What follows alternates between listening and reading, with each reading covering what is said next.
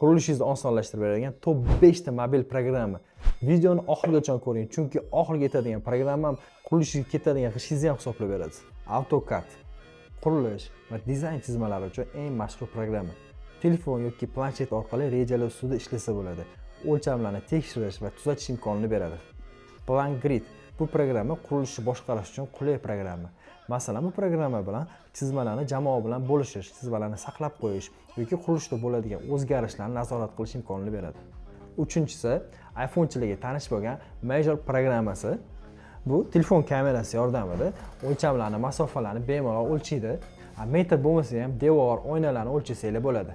BIM 360 bu qurilishni onlayn kuzatish va jamoa bilan samarali ishlash uchun mo'ljallangan programma. Bu programmada loyiha chizmalarini boshqarish va bajarilgan ishlarni belgilab qo'ysa bo'ladi. Oxirgisi kutilgan programma Handyman Calc.